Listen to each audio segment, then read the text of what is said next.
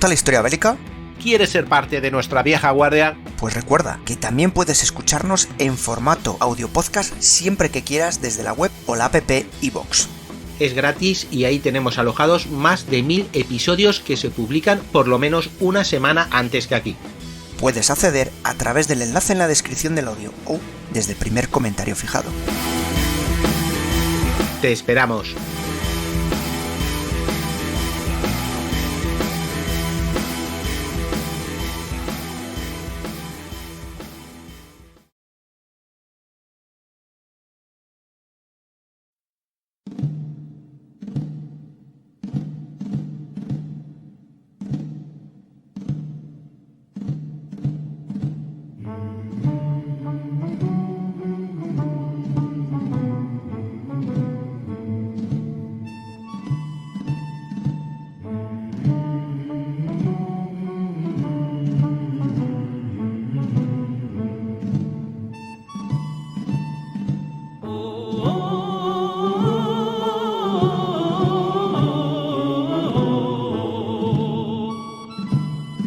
¿Sabéis eso llamado resistencia francesa? Bueno, pues sí que podemos ver que es un lío, pero imagina un montón de gente trabajando en secreto, intentando no dejar rastro, pero a pesar de todo, que jugaron un papelazo, o por lo menos ellos cuentan, en la operación Overlord, ese día D que todos conocemos, ¿no? Ese desembarco de Normandía el 6 de junio del 44, cuando, bueno, pues como todos sabemos, tanto británicos como estadounidenses, se lanzan a conquistar a la fortaleza Europa. La de Occidente, claro. La del Este ya estaba siendo conquistada. La resistencia, bueno, se ha convertido en algo así como, podemos decir, un superhéroe o un mito fundacional para los franceses, pero sí que es verdad que es una parte esencial de quiénes son. Pero como todos estos mitos o estos superhéroes, su historia ha sido muy adornada, muy mitificada con el tiempo y muy blanqueada. Y al revés también, muy destruida y muy minimizada. No creas que todos eran iguales, ¿eh? Había de todo, desde la extrema derecha hasta la extrema izquierda y cada uno luchando por su propia visión del mundo al final.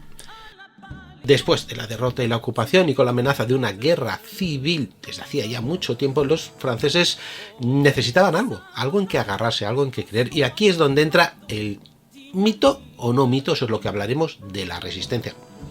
No es que se inventasen una historia, sino que construyen un relato que les ayuda a reinventarse, a mantener su orgullo y utilizarlo para ayudar a ganar la guerra y después volver a reinventarse como gran potencia de Francia, que lo había perdido todo. En Francia hay dos maneras de ver este periodo. Algunos dicen que durante la ocupación la colaboración fue mínima y la resistencia fue fuerte. Otros argumentan que esta visión, bueno, pues se aleja de esta realidad histórica, ¿no? En este episodio vamos a explorar estas perspectivas y vamos a intentar descubrir, bueno, qué hay detrás del mito de la resistencia francesa, o no, pero por lo menos, bueno, vamos a tener una cierta visión de qué era la resistencia y cómo actuó dentro de lo que sabemos dentro del día D, y vamos a dejar un poquito esto, si era lo mejor del mundo o era lo peor. ¿Qué te parece, Julio? ¿Vamos por ello? ¿Te gusta? Pues sí, muy buenas y merci. Pues nada, lo que decía, vamos a ello, porque la resistencia sí que es verdad que unos lo blanquean, es la hostia y liberaron ellos solos todo, y otros dicen que eso no sirvió de nada. Y efectivamente la resistencia existe, hizo muchas cosas muy chulas, otras más equivocadas, pero no digo que con buena voluntad. Se unieron todos los franceses en pos de un objetivo común. Luego ya cuando acabó pues se pelearon como hacemos todos. Pero tampoco es esa especie de superhéroe, ¿no?, que decíamos al principio. ¿A ti qué te parece?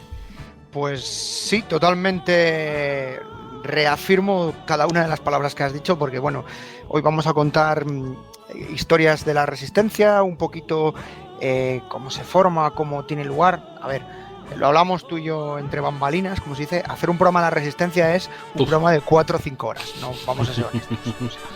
Y no es el plan.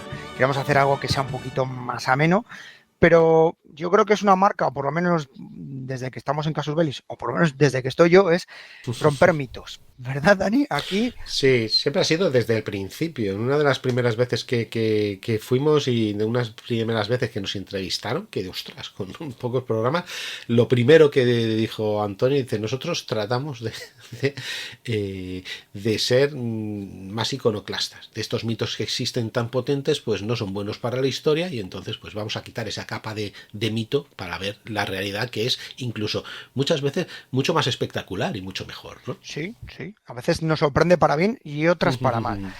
Mitos, bueno, el mito fundacional de la resistencia. ¿Cómo nace la resistencia? Está claro, la derrota que sufre Francia, esa derrota es muy traumática para la sociedad francesa, el cómo cae en poco tiempo y es ocupada por Alemania, la ocupación que sufre, sobre todo la parte norte y la parte sur, bajo el régimen de Vichy, y una posibilidad de una guerra civil, porque había miedo a un enfrentamiento entre franceses, que lo había, en el fondo. Sí. Bueno, modo... lo estaba viendo realmente ya en el momento, en ese momento lo estaba viendo, esa lucha, ¿no? Luego se agudiza, pero... Sí, luego sí, es correcto. Pero bueno, esos son, digamos, estos puntos van a ser muy claves para el tema de la resistencia. Claro, con el tiempo, pues sobre todo en la posguerra, principalmente, los franceses tienen que mantener el orgullo nacional. Siempre se dice que los franceses son muy chauvinistas, ¿no? Son muy, muy suyos. Totalmente cierto, ya os lo digo yo, son muy suyos, ¿no? Entonces necesitaban subir, ¿no? Un poco la moral, ¿no? De la población, de la gente, tras los años de guerra y ocupación, claro. Hay varios puntos, ¿no? Que dicen del tema de que daría importancia a la resistencia o que tienen orígenes. Yo los iré repitiendo, pero bueno, el primero yo creo que dicen que oficialmente fecha en la cual nace la resistencia es el 18 de junio de 1940, cuando De Gaulle, que estaba refugiado en Londres, hace un llamamiento a través de la BBC a la población francesa, ¿no? Hace un llamamiento que luego, el 26 de agosto del 44, cuando desfila en París, con la liberación de París, en los Campos Elíseos, se vuelve a afianzar esa resistencia del pueblo francés, ¿no? Luego lo dejo caer un poco el tema de la ocupación, y es que lo que va a vincular a esta mitología es que realmente había habido iba a decir una panda, un puñado o un grupo de miserables, indeseables, desvergonzados, traidores, en fin, todos los adjetivos más negativos que tú quieras poner, que habían colaborado con el enemigo, habían colaborado con los nazis, y habían ayudado a los nazis con el tema tanto de los judíos como para acabar con los propios franceses que habían colaborado en contra de ellos, en fin. Entonces, eran unos poquitos, ¿no? Mientras que la resistencia había sido la inmensa mayoría del pueblo francés. Eran, lo que diríamos entre tú y yo, 4 gatos los malos y el resto los buenos. Sí, riendo, realmente, ¿no? Sí. Pero claro, esto es lo que se sigue afecta. Y luego, un tercer punto que también es muy importante, y es la deuda que tenía Francia con los aliados, especialmente con los británicos, con los norteamericanos, con los canadienses, que eso sí que se dejaron sangre en Francia, no lo sabéis bien, con los programas de Normandía lo vais a ver, o Dieppe, y además de estos canadienses, belgas, polacos, también extranjeros que estuvieron en la resistencia, y entre ellos los españoles, que hay unos cuantos libros, hay cuantas tesis doctorales y documentos de muchos españoles que estuvieron allí. O sea, muchos eran republicanos, por no decirte una gran mayoría, otros directamente, bueno, les tocó huir por otras circunstancias, y esta gente pues venía a luchar y demás. Claro, eso de que tengas también mucho extranjero en la resistencia no gusta. No. Sí, bueno, mira cómo, aunque acuérdate de cuando se entra en París, que pasa la 9, pasan los españoles, y hombre, no es que le digan, oye, no te quiero, no, o sea, sí que se les agradece, se les ha agradecido siempre, pero no es que le den todo el bombo que tenga que dar, porque dice, hombre, ha sido prácticamente hasta hace unos años, cuando recientemente a través de la alcaldesa de París, que creo que levantó una placa, alcaldesa de origen español, por cierto, pero como veis, por desgracia la historia es tardía, ¿no? Tardía con sus héroes. Siempre ocurre. Bueno, pues os he dicho 26 de agosto del 44, ¿vale? Con el desfile. Realmente en esa fecha, entre 26 y 25, cabe el gran discurso del Charles de Gaulle, que habla de la liberación de Francia antes de completarse, porque había llegado a París, no que hubiera liberado toda Francia. Y aquí Bueno, tengo... ha llegado al símbolo, digamos, y sí que es verdad que ha Exacto. llegado al símbolo, pero bueno. Ujú. Y tengo apuntado las 3 líneas que dice. Voy a intentar, amigos, a falta de una IA de estas que me ponga la voz de Charles de Gaulle, que todavía no se ha desarrollado. Él dijo, más o menos en el discurso, a destacar, París ha sido liberada, liberada por sí mismo, liberada por su pueblo con la ayuda de las tropas de Francia, con el apoyo y la participación de toda Francia, de la Francia combatiente, la única Francia, la Francia auténtica y la Francia eterna. Ya dice, liberada por su pueblo, o sea, por sí mismo, ya está ese mito de la resistencia, ¿no? Ya lo está recalcando. Estamos aquí, ¿no? Y luego, casualmente, en el año siguiente, bueno, en los años siguientes, tras la liberación, en 18 de junio del 45, en los desfiles, podríamos decir un desfile de la victoria. Lo de la victoria lo voy a poner muy entre comillas, porque no es realmente un desfile de la victoria. Principalmente las tropas que van delante, podríamos decir que son las de la resistencia. ¿Tú me compras Sí. eso? Sí, sí, sí. Sí, son en parte de la resistencia, sí, porque son los Bueno, que se conocen también dónde están las casamentas alemanes. Hay francotiradores que les disparan también alemanes sí, todavía ahí, ¿eh? sí, sí.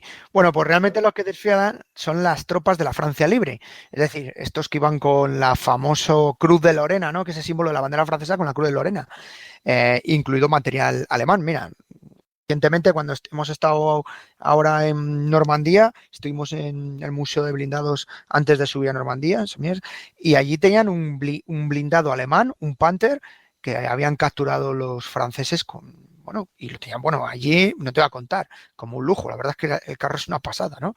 Pero ya lo eclipsa directamente por las tropas de la Francia Libre, ¿no? El mito de Gaulle, ¿no? De las tropas de la Francia Libre. Por cierto, ese mito que posteriormente caería sobre todo en los años 50 y 60. ¿Por qué? Porque en esos años se producen las guerras coloniales, es decir, la guerra de Argelia. Y en la Mm, guerra de Argelia, ya sabes, Francia saca lo peor de sí mismo, una guerra sucia, ya eh, ves. con métodos muy brutales, donde la tortura se convierte en una práctica habitual. Que parece Podríamos... mentira que hayan combatido a los nazis, ¿eh? Sí, sí, sí. Pues usaron muchos métodos similares y, bueno, muy, muy bestia, muy, muy animal. Y entonces, claro, ya ese mito de la resistencia de estos ejércitos de la Francia Libre que han estado defendiendo la democracia, los derechos, pues hombre, esto ya nos convence. Y si a mayores fallece De Gaulle en el 69, bueno, miento, en el 69 pierde el poder y años después él fallece, ya es como con la desaparición de Gaulle, el tema de la resistencia tan chula que nos habían vendido no cuela. Y es cuando empiezan a aparecer, y esto lo he encontrado preparando el podcast, leyendo, contaban una curiosidad, y es que en el 69 surge una película llamada La tristeza y la piedad. Y esta película va a romper muchos mitos en relación a la resistencia. Y es que es una bofetada contra el pueblo francés, porque viene a decir que la mayoría de los franceses durante la ocupación pues habían sido oportunistas, cobardes, miraban para otro lado, incluso algunos vinculados a los movimientos fascistas alemanes. Claro, si hemos estado alimentando durante estos años de posguerra la Francia, la resistencia, en cada calle había un héroe, y de pronto, ostras, es que esto cambia, es que esto ya no es lo mismo. Claro, también empieza a hablarse de Vichy, el régimen de Vichy, las tropas de Vichy que habían estado también luchando en África, pues siempre las había estado muy de tapado. Claro, empieza a aflorar el tema de Vichy. Uf, a lo mejor estos tan resistentes no eran, ¿no? Sí, hombre, ahí se trataba también de que mucho político que salió por ahí, que él estaba ahí en Vichy para salvar Francia realmente, y que, bueno, tapaban mucho sobre por ejemplo, el ejército francés que se dedicaba a machacar a sus propios ciudadanos, ¿no? Y poner una especie de estado muchas veces más fascista Ujú. que los propios italianos o los propios O nazis, peores, ¿vale? Sí, o sea, era terrible. Y por supuesto en estas cosas pues también salen las rencillas y si me puedo aprovechar para quedarme con las tierras Un de clásico. este. Sí, bueno, eso lo hemos hablado. Lo hablamos acuérdate, en lo de Ruanda mismo, que simplemente se Ah, aprovechaba el tema para ver si Para quedarse con eliminaba la a este mujer tío. del vecino. Sí, sí. Exacto, quedarse a casa del vecino o que jodan a este que tiene el mismo negocio que yo y me quedo yo con el negocio del pueblo. Pues esto también se hacía, es así, eso pasa en todas estas catástrofes y muchos se asentaron también. Hay mucha gente que hay que entender que delante de una guerra, delante de la humillación que representaba, porque nadie se esperaba, quienes menos los alemanes, pero quien no se esperaba la derrota de Francia, de los propios franceses, fue un bajón. Fue un bajón, como si tú fueses el enamorado del Barça o del Madrid y de golpe en una temporada baja a segunda o algo así. Dices, ¿qué he hecho con mi vida, no? Y entonces te pones y dices, mira, da igual, yo voy a hacer mis cosas, yo voy a trabajar, yo voy a dejar. Psicológicamente era terrible. Luego ya va saliendo y cada uno es lo que es, ¿no? Y luego unos dicen, pues estoy bien como es, no me des más por culo porque esto no es más que sangre y tal, vamos a quedarnos como están. Otros que se aprovechan de la situación y otros que están hartos. Otros pueden simpatizar pero no se atreven a apoyar, otros que sí que apoyan indirectamente y otros que ya sí, que son los que se cogen las armas y van y se suben al monte. Y por no decir, pues por organizaciones que ya existían, ¿no? Pues no, y sobre todo también, ya lo sabes, organizaciones que existían en España y que se exiliaron y organizaron también sus partidas de lucha desde el día uno, vamos. Sí, sí, sí. Pues retomando un poco a la colación de lo que vienes diciendo, ¿no? De Vichy, ¿no? Más ese pseudo país, por así decirlo, que bueno, está apoyando a las tropas del eje. Hay una curiosidad que muy poca gente sabe, y es que, por ejemplo, Estados Unidos tenía un embajador en Vichy. Y esa embajada oficial era pues una embajada de la Segunda Guerra Mundial. Ya sabéis que hay más espías que personal diplomático. Y sobre todo era un personal, digamos, eh, come orejas. Disculpar que use este término tan coloquial. ¿Por qué come orejas? Porque la finalidad de los norteamericanos era evitar que Petén entrara en guerra del lado alemán, es decir, que movilizara tropas que podía movilizar y sacar los alemanes un apoyo ahí. Entonces estaban, bueno, para ahí, venga, picando. Cuando en el 42 se produce el desembarco en el norte de África por parte de las tropas norteamericanas, se llega a un acuerdo con el almirante Darlan en Vichy de que cuando este fuera asesinado, se apoyaría al gran rival de Gaulle, que es el general Girard, ¿no? Esto es importante porque Girard, de Gaulle, esto ya siempre uso esta terminología, es muy Juego de Tronos. Sí, te iba a decir si ponía la música ya. Sí, porque Sí. es de, en fin, bueno, es de, ¿habrá un accidente de avión o cosas de estas, ¿no? Como pasó también aquí en la Guerra Civil en España. El problema que había con De Gaulle es que este hombre tenía grandes problemas y dificultades para establecer conexiones con los movimientos de la resistencia que había en el territorio francés. Eran como champiñones, pero estaban muchas veces, eran grupos totalmente desorganizados o no conectados entre ellos. Y cuando conseguían contactar con ellos, pues no era tan fácil. Y luego, que lo has dejado muy bien caer, había algunos movimientos de resistencia que estaban vinculados a organizaciones, partidos o corrientes políticas. Posiblemente uno de los más o mejor organizados eran los grupos comunistas, ¿no? Los grupos comunistas, obviamente, tenían una característica y es que con Charles de Gaulle no querían nada. Como mucho, que me gestionases conseguir armas de los británicos o de los norteamericanos o explosivos, como mucho, o alguna información. Porque además tenía un funcionamiento en células bastante autónomas, independientes, y claro, esto no les gusta. Así que De Gaulle es obligado a mandar a un colaborador suyo, a Jean Moulin, en 1943, para intentar aglutinar a todos los movimientos de resistencia, por supuesto, bajo su paraguas. Las cosas como son. Echad de Gaulle, tenéis que estar junto a mí. Sí. Hombre, a ver, que él también quería... A ver, que De Gaulle también quería poder, quiero decir. No, hombre, es que... me pillas por sorpresa. Exacto. Acabas de pinchar el globo, Dani. Gachis. No, bueno, sí, fíjate, pero claro. que se va a África con Girard, ¿eh? Ya sabes, al enemigo siempre cerca. Sí, a Darlan y a Darlan, ¿no? Que luego uy, un asesino monárquico, ¿qué? ¿Quién se lo cree eso, no? Pero bueno, sí. Claro, encima, para más mala suerte de Gaulle, este hombre que te he dicho, que es Jean Moulin, que le mandan a unificar o ser, digamos, el punto de conexión de toda la resistencia, es capturado por los alemanes en junio del 43. Y bueno, falleciendo como consecuencia del tratamiento, y lo de tratamiento lo pongo entre comillas, que le dieron los alemanes en prisión. Vamos, fallece por torturas. Así que problemas para contactar con la resistencia interior, es decir, tenerla controlada. Contactar se contacta, pero tener unificada. Hay en esa época más levantamientos, luego lo contaré, contra Alemania, contra el Reich, por esas vacaciones laborales que tenían que hacer los franceses en Alemania, que ya os contaré, y es cuando muchos jóvenes pues dicen, oye, yo no quiero ir a currar, yo no quiero ir al servicio militar, me tiro al campo, al bosque, y voy a hacer un maquis. Por cierto, ¿tú sabes qué conexión hay entre los maquis y Napoleón? Tomá, me has pillado. No, esta sí que os voy a romper a todos. Bueno, pues los maquis y Napoleón. ¿Napoleón de dónde es? Es corso. Es corso de Córcega, vale. La palabra maquis se refiere a un tipo de vegetación mediterránea que es típica de Córcega, donde se utiliza la expresión de prender la maquis, que es como refugiarse en el bosque para protegerse de las autoridades o de una venganza. Mira qué bien. Eso es un dato que no mucha gente lo conoce. Ni mucha ni poca, muy poca, desde luego. Yo lo leí una vez y me quedé con la copla y lo he vuelto a recuperar para el podcast. Digo, os lo voy a decir con mi francés de Marsella, ¿vale?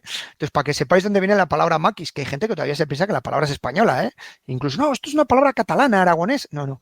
Esto viene... Sí, cada uno tiramos para nuestro sitio, ¿no? Esto está claro, ¿no? Siempre. Sí. Y otro te dirá, no, viene del latín, de... No, yo creía que era francesa directamente, vamos. Y luego la cogen y lo sacan para aquí, pero vamos, no tenía ni idea. Pues mira, italiana, bueno, sí, Corsa, que en ese momento sale cuando era de cultura italiana, porque Córcega era Corsica era Napoleone Bonaparte, que ya lo hablamos, que bueno, ahora está totalmente francesa, de cultura francesa, pero vamos, sí. muy bueno. Bueno, aunque siguen teniendo sus cosas italianas, como sus organizaciones mafiosas. Sí, eso no cambia, Las familias y todos estos rollos. Sí. Eso no cambia. Y bueno, además de los maquis, pues otra gente intenta contactar con estas organizaciones que os he dicho, comunistas, anarquistas o de corrientes incluso nacionalistas, corrientes nacionalistas francesas y llegando incluso a ser ultraderechistas, pero sí. Y parte de la iglesia también, fuese más de derechas o menos, anarquistas, los primeros anarquistas, porque bueno, donde triunfó el anarquismo realmente fue en España, ¿no? Y las primeras células de resistencia fueron los anarquistas españoles y luego pues el Partido Comunista, ojo, a ver, estaban los comunistas españoles que ellos ya empezaron, eso que fueron los índice, primeros, no, eso es un día podemos hacer un podcast cortito porque luego hubo piques porque los comunistas españoles con los comunistas hay corrientes dentro de las comunistas todos los que conoces cuando empiezas a investigar un poco pues ya sabes son todos comunistas, no, hay comunista no sé qué, comunista A, C, tal y luego se matan entre ellos, bueno, en fin, una cosa pues. Luego muchos empiezan a trabajar como lo que podríamos decir agentes secretos, es decir, en colaboración con el servicio británico. Para eso os invito los podcasts que han salido o están saliendo del SAS belga, como era muchas veces de punta en lanza para llevar a agentes o crear células directamente. Mandaban a los comandos británicos, belgas o franceses para crear esa célula con la población local. Estos aprovechaban el armamento que les soltaban en paracaídas y una de las consignas que reciben es no levantar, en mi tierra se dice no levantar la liebre, no llamar la atención hasta el día D, es decir, que las acciones sean pequeñas, no de momento no cantar, ¿no?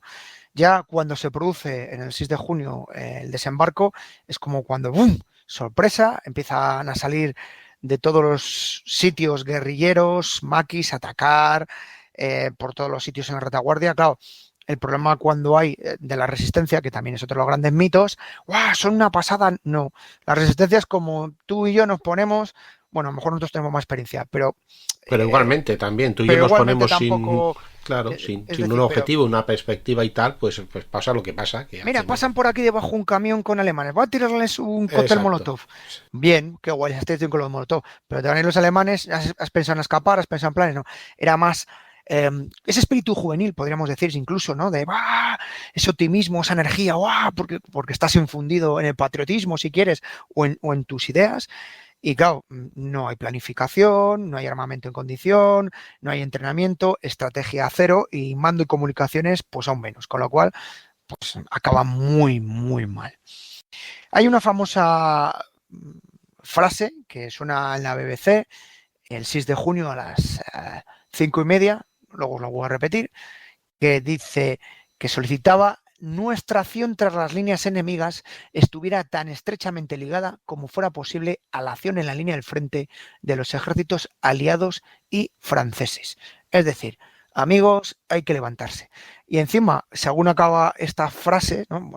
Además del discurso, suena la marsellesa. Y la marsellesa, para el que no lo sepa, la letra habla de un levantamiento frente a los alemanes en el siglo XIX, esos levantamientos contra el invasor germano. Es decir, lo que te está diciendo, amigos, es que levántate, únete y demás. Y también por la BBC, el delegado del Partido Comunista francés dijo una frase que pasaría a la historia, que es todo el pueblo francés a unirse, a armarse y luchar para expulsar al invasor del suelo patrio y restaurar su libertad, su grandeza y su independencia. Vivan los aliados, muerte a los boches y los traidores. Los boches, ya sabéis, es un término despectivo con el que se hablaban de los alemanes. Así que creo que levantamientos hay, ¿no? Está demostrado, ¿no? Que se ha ido creando esto también. Pero oye, ¿cómo sería el espíritu de estos jóvenes o no tan jóvenes miembros de la resistencia? Al alba del día 5 de junio de 1944, Roger Lefebvre, un maestro de primaria de 21 años en Viriat, cerca de Bourg-en-Bresse, estaba revisando su historia medieval para un examen al que iba a presentarse en Lyon el sábado siguiente. Su mujer estaba embarazada y él estaba alojado en Bourg con su familia política, dueña de una tienda de máquinas de escribir y de coser. Lefebvre era el líder de un Corps Franc local y había tomado una célebre foto del busto de Marianne sobre el pedestal perteneciente a la estatua desaparecida de Edgar Quinet en Bourg el 11 de noviembre de 1943. Llamaron a la ventana. Era Roland Chanel, un tornero de 18 años, que también era su correo, con la noticia de que habían llegado órdenes de que todos los Corps Francs se unieran al maquis. Confió a Chanel instrucciones para que los miembros del Corps Franc se reunieran en el huerto del mercado de los padres de Roger Trontin en las afueras de la ciudad.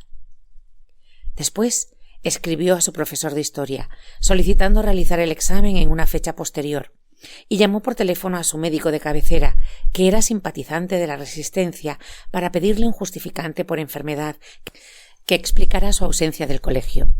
La milicia francesa había establecido controles en las carreteras de salida de la ciudad, así que su mujer le llenó la mochila de mapas, prismáticos, una metralleta desmontada y un equipo de primeros auxilios en el remolque de la bicicleta.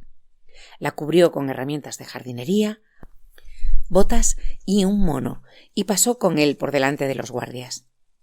A Lefebvre se unió su grupo, Chanel y Trontin, junto con un mecánico, un panadero y 2 carniceros, de edades comprendidas entre los 18 y los 21 años, que subieron primero en coche y luego a pie al cuartel general del maquis, donde André Levrier, alias Levesque, les estaba esperando. El grupo de 80 integrantes fue provisto de brazaletes con la esperanza de que si los cogían prisioneros fueran tratados como prisioneros de guerra en lugar de como terroristas. Allí, el 6 de junio, se enteraron de los desembarcos en Normandía y se prepararon para la acción. Pues ¿habéis oído a un ejemplo de resistencia de las primeras o cómo era, ¿no? Que veremos más a lo largo del programa. Vivirlo, ¿no? Como decimos últimamente, hay que ser inmersivos en la historia. No es que os lo contemos, sino que lo sintáis. Si somos puristas, ¿no? Y como digo yo, hacemos de Wikipedia, la resistencia francesa, la Resistance, ¿no? Por cierto, museo que veáis en Francia, en Normandía o en cualquier sitio, museo que siempre va a haber una referencia directa e indirecta a la resistencia, con un personaje o un héroe que era el panadero, o, me explico, alguien normalito y hace pues algún momento de tal. Me llama la atención que en alguno veía una proporción alta de miembros de referencias a la resistencia para la labor que hicieron en el momento, pero bueno, es Francia, ¿vale? Creo bueno, que hay que decir que en todos los sitios cuecen habas, ¿eh? Que también hay alguno que tienes por ahí, tenemos nosotros también por ahí, que dices, madre mía, sí. Las has exagerado un poco. Bueno, sí. Supongo que también en todos los países tenemos nuestras cosas. Hay que levantar la moral. O sea, yo ahí soy el primero a levantar la moral. Eso sí. Está claro. Bueno, pues el concepto clásico, aquí le tengo apuntadito para que os quede claro. Conjunto de movimientos y organismos franceses que se constituyen para luchar de una u otra forma, violenta o no, propagandística o testimonial, activa o pasiva contra la ocupación alemana. Creo que esta definición es muy clara.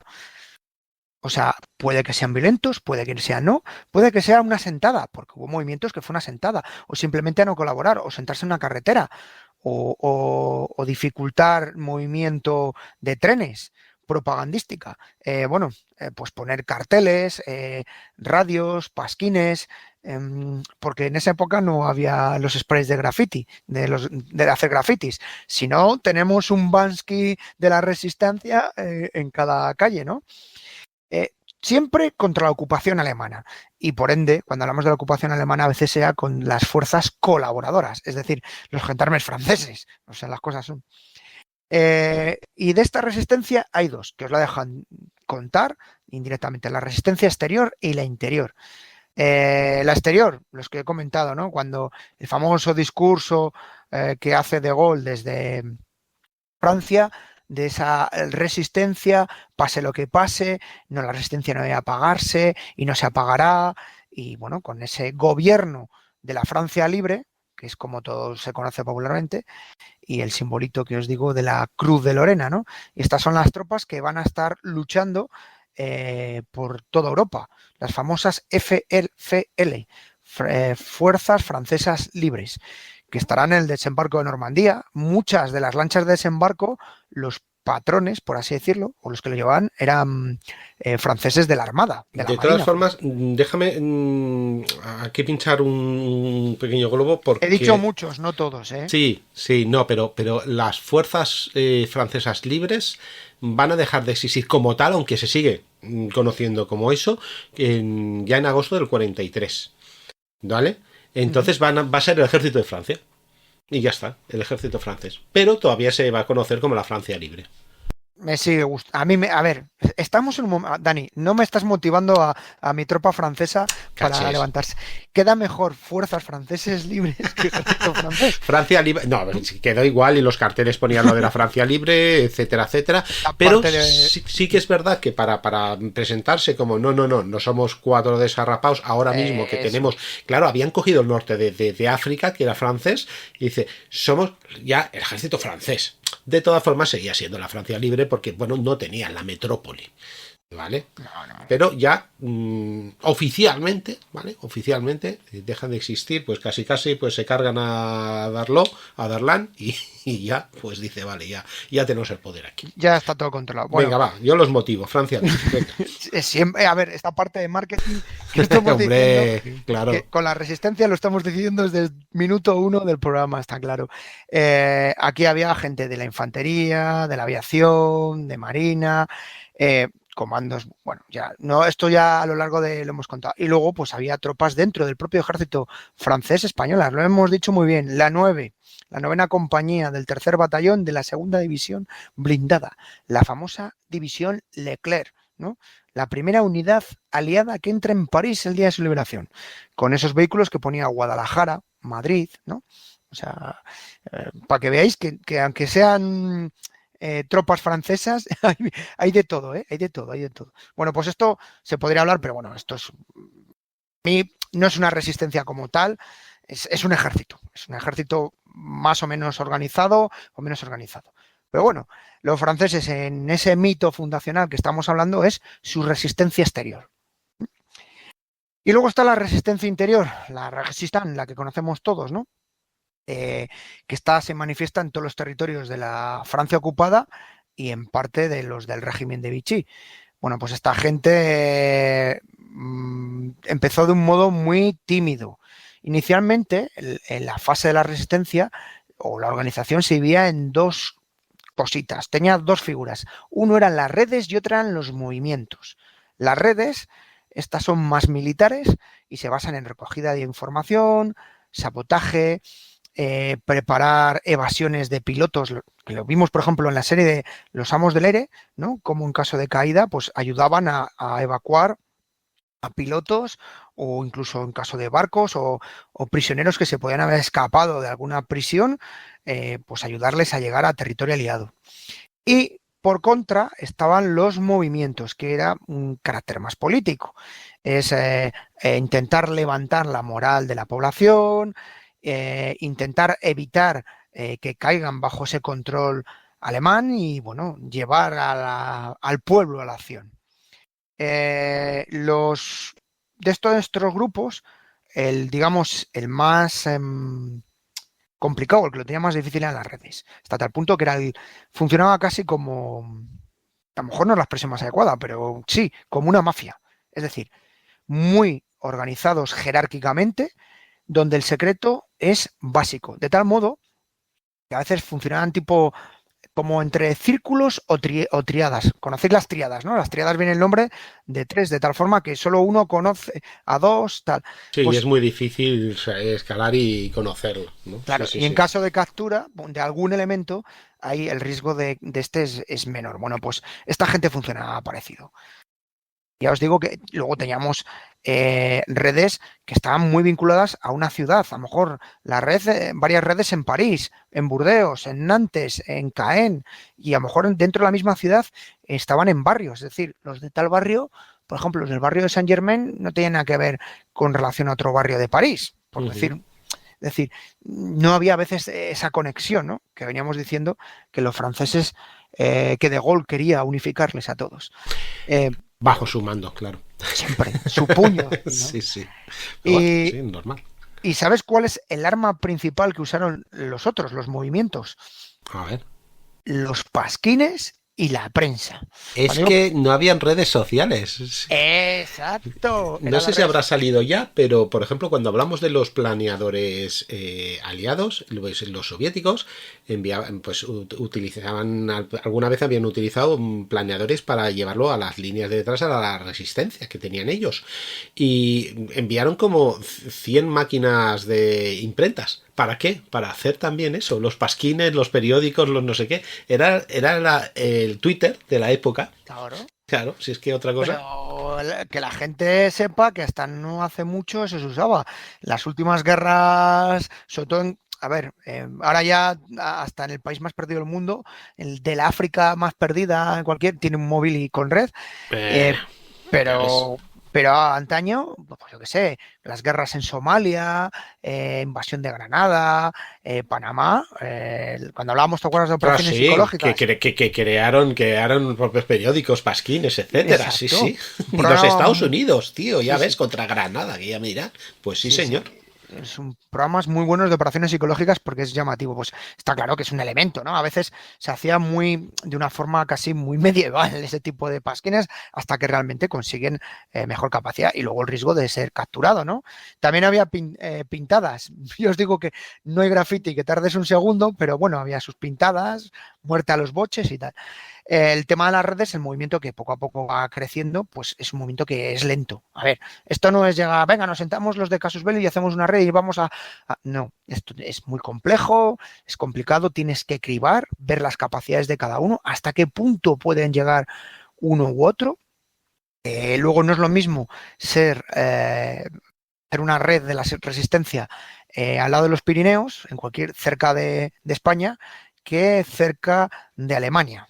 La presencia alemana en el norte era mayor, era muy complicado, es donde había más presencia de la Gestapo, que objetivo número uno, hombre que cogían de la resistencia, pues le hacían cantar como a Pavarotti, así os lo digo, ¿no? Entonces, esto es importante cuando se habla de resistencia. No, ¿porque tal? ¿Pero dónde estaban? ¿Estaban en Caen, por ejemplo? ¿O estaban en Burdeos? Que no es lo mismo. ¿O en Marsella? Sí, es diferente. Sí. Y incluso también hay redes, lo hemos dicho, vinculadas a partidos o de inspiración. Efectivamente, sí. Luego también ahí dentro de la resistencia también habría su jueguecito de tronos, ¿no? Que sí que es verdad que hay una cosa que hace muy bien De Gaulle y hace muy bien cuando has leído lo del Partido Comunista, de que, señores, hay que unirnos todos para contra el enemigo común. Es un frente único que se llama, ¿no? Nuestro principal enemigo común es este. Y una vez lo derretemos, pues ya tenemos nuestras diferencias y tal. Pero sí que es verdad que cada uno tiraba por lo suyo. Incluso habían de clanes, había pues los que financiaba Michelin, por ejemplo, no eran los que financiaba la Dassault, por ejemplo. Bueno, Dassault estaba en la cárcel el pobre, pero bueno, o sea, los de la fábrica de Breguet, por ejemplo, ¿no? Pues todos esos pues tenían también sus intereses. Sí, señor. Y claro, funcionaban diferente, como me has dicho. Sí. Y luego, bueno, lo que os decía antes de los movimientos, ¿no? A través de los periódicos. La verdad, he apuntado aquí los nombres de algunos periódicos porque los hay muy chulos. Bueno, Liberté, ese ya os digo de qué va. Un clásico, ¿no? Periódico clave de la resistencia, sobre todo en la zona de Francia, o sea, norte de Francia, discúlpame. Luego en la zona sur había algunos como el Combat, otro, claro. Sí. Tenía una tirada de 10.000 ejemplares. Sí, no, eran súper bestia esas tiradas que dices, joder, si venden más que el periódico una cosa oficial. Increíble, ¿no? O sea, el Combat, el Liberación Sud, también, el Franc-Tireur. El Liberación Sud, por cierto, era también de los más conocidos, ¿no? Decían que era el segundo periódico más difundido tras el Combat. El Combat era el número uno, el que tenía más fuerza. En la zona norte, bueno, el Resistance, eso os lo he dicho, que y además es curioso porque detrás de él estaban una serie de intelectuales, periodistas, profesores universitarios, hasta tal punto que muchos de los padres de este periódico son los investigadores del Museo del Hombre en París. Y fíjate, o sea, cuando vas leyendo estas cosas, investigando, bueno, hubo un chivatazo, no se sabe de quién, siendo detenidos 19 personas vinculadas al Museo del Hombre, hasta tal punto que los alemanes le desmantelan, o sea, no se andan. Y ejecutan a 7 de ellos el 23 de febrero del 42. Cuando os digo que los alemanes, el tema de la resistencia, no se andaban con chiquitas, no se andaban con chiquitas. Había otro que estaba vinculado a la Confederación de Travailleurs Intelectuales. Creo que mi traducción sería Confederación de Trabajadores Intelectuales, más o menos. Este también se extendió. Por ejemplo, más que prensa, usó principalmente las radios. Y usaban mucho la radio. Lo que pasa es que eso tenía un gran peligro, porque podían localizarla. Pero bueno. Pues, les encantaba. Luego hay otro que es Liberación Nord, también otro clásico, Défense de la Terre. Este era un movimiento estudiantil. Este estaba vinculado a los chavales que les dicen, oye, que tenéis que hacer servicio militar y luego puede que acabéis combatiendo en Rusia. Entonces, bueno. Buen aliciente, desde luego. Claro, a ver, hay una parte que también hay que reconocer, es que lo estábamos viendo, que la resistencia está muy fragmentada. Te estoy contando de unos diferentes que en otra zona, que no tienen nada que ver, incluso hasta tal punto que el principal elemento que va a usar la resistencia son los periódicos, más que nada, periódicos y radios. Y muchos de estos movimientos van a ser los futuros gérmenes de organizaciones universitarias, sindicales, empresariales. O sea, una cosa muy, muy, muy curiosa lo de Francia, de cómo, bueno, hay una influencia política. Hay muchos de estos veteranos, ¿no?, de la guerra, por así decirlo, o veteranos estudiantes que van a estar luchando. Otra cosa que no he contado, vamos a romper mitos, es que también había mucha presencia de la mujer en estos, tanto en los movimientos como en las redes, muchas mujeres. Bueno, pasarían muchos años para que se reconociera el labor de estas mujeres. Francia, que... Sí, que en teoría ha sido pionera en esto, pues imagínate. Países, digamos, donde los derechos de la mujer a nivel europeo es de los punteros y, bueno, no se caracteriza por ser considerablemente más machista que otros, pues tuvieron problemas para reconocer el papel de algunas de ellas. O sea, ante la duda siempre la preferencia era para un hombre, que, bueno, podía ser un hombre como podía ser una mujer. O sea, aquí hay que valorar la labor de la persona, no del sexo o el color, ¿sabes? Además que sí que es verdad que las mujeres muchas veces pasaban bastante más desapercibidas. Claro, ¿vale? Ellas muchas veces estaban sobre todo en funciones de... A ver, esto es así. Siempre son funciones de información pura y dura. Ayudaban también en las redes a esconder a los, estos que he dicho, pilotos, personas que se han evadido, hacían función de información. Si tenían que comerle la oreja a un alemán, le comían la oreja. Exactamente, sí. También. Y demás. Por cierto, un par de asociaciones más, organizaciones vinculadas a la resistencia, es el Frente Nacional. ¿Te suena? El Frente Nacional. Es que hay varios frentes nacionales, pero bueno, sí, puede ser el de ese momento, claro. El Frente Nacional es un movimiento de resistencia contra el fascismo de inspiración comunista. No es el Frente Nacional que conocemos hoy en día de Jean-Marie Le Pen. Exacto, sí. O sea, por eso te lo he dicho con maldad, ¿no? Por decir, claro, la gente, no, pues estaba en el Frente Nacional, toda la gente dirá, no, es que está en una organización partisana. Así que... Ya, bueno, por decirte alguno más que me ha venido a la mente, ¿eh? O sea, bueno, es que tú sabes que una característica de los partidos fascistas o de aspecto fascista, ¿vale? No todos son fascistas, pero sí que son pues de inspiración fascista, es apropiarse de estos símbolos, ¿no? De estos símbolos. Libertad, sí, no, libertad. Socialismo, sí, nacionalsocialismo. Nacional, porque de la nación, no de mío. No, nosotros más nacionales que nadie, ¿no? Y entonces, claro, pues al final acaba eso, que oye, pues esto no quería decir muy malo, no, bueno, antes era muy bueno, por eso es que sí. Lo siento, pero yo, los que me conocéis, sabéis que siempre tengo alguna maldad para ti, para Antonio, para Esaú y demás. A Antonio se las hago de misterio siempre, que es donde se pillo, que le gusta mogollón, pero bueno. Y luego una curiosidad también, le hemos dicho las radios, que fue otro de los elementos que ha estado mucho la resistencia, las radios. A ver, la radio principal de la resistencia era la BBC. Así os lo digo. Sí, está claro. La BBC pues emitía cada día para Francia y la BBC permitía a la Francia libre 5 minutos diarios, ¿no? Y bueno, luego había un programa donde hablaban, bueno, pues de cosas de Francia, ¿no? En francés y demás. Sí, todos hemos visto Aló y sabemos de lo que habla. No os voy a contar nada que si te pillaban oyendo la BBC en Francia tenías un problema. Fijaros la importancia de la radio y de la BBC. ¿A ti te gusta la película V de Vendetta? Ya ves. Es un peliculón basado en un cómic aún más espectacular. Alan Moore, uno de los grandes del cómic. Bueno, pues la resistencia, una herramienta de la resistencia a través de la BBC, solicitaron que había que hacer la V de Victoria, que la V era de Victoria, y que pintaran la V en lugares públicos. Bueno, pues 2 días después de emitirse esto, toda la mayoría de las calles y casas de Marsella estaban pintadas con la V. Claro, y además era una cosa fácil de hacer, ¿no? Exacto. Esto es el spray rápido de la época. Sí. Y según empezó en Marsella, fue como un movimiento de la V, tal. O sea, para que veáis cómo estas cosas llegan de una forma muy, muy clara.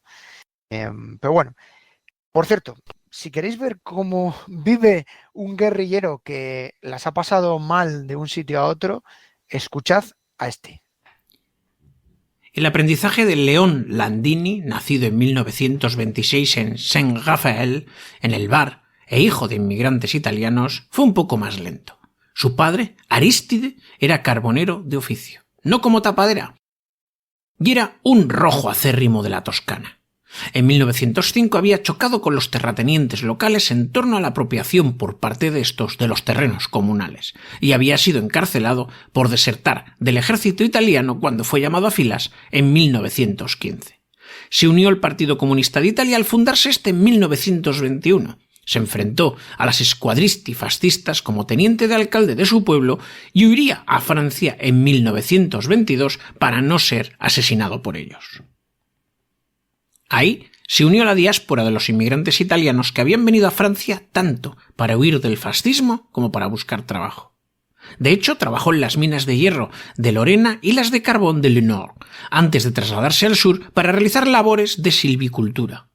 Más tarde, abrió una tienda de comestibles en Le Muy, cerca de Saint-Raphaël. Su primogénito, Louis, nacido en 1914, quiso unirse a las brigadas internacionales para luchar en España, pero recibió instrucciones del Partido Comunista de permanecer en Francia escoltando a voluntarios hasta la frontera con los Pirineos. La tienda de comestibles era un escondrijo para antifascistas italianos huidos, y según la historia militar, Palmiro Togliatti, secretario general del ahora ilegalizado Partido Comunista Italiano, se ocultó brevemente de la policía con ellos en 1937.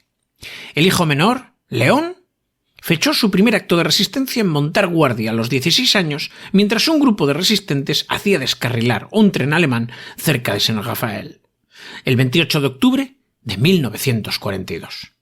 2 semanas más tarde, los fascistas italianos ocuparon el extremo sudoeste de Francia, donde vivía la familia de Landini, y la lucha antifascista comenzó de verdad. En mayo de 1943, su padre y su hermano fueron detenidos por los italianos y torturados en Niza. Los italianos más tarde se marcharon de la zona tras abandonar este país la guerra en septiembre de 1943, y la pareja cayó en manos de los alemanes. Escaparon de un centro de detención en Dijon y volvieron a unirse a la resistencia. Cuando su padre volvió a ver a León, le dijo: «Eras un niño cuando me marché y ahora eres un hombre». Louis fue llamado para convertirse en comisario político de un grupo de resistentes extranjeros organizado en Lyon llamado Carmagnole e invitó a León a unirse a ellos. Cuando éste llegó, en diciembre de 1943, se le dijo que la media de supervivencia de los resistentes de esa clase era de apenas 3 meses.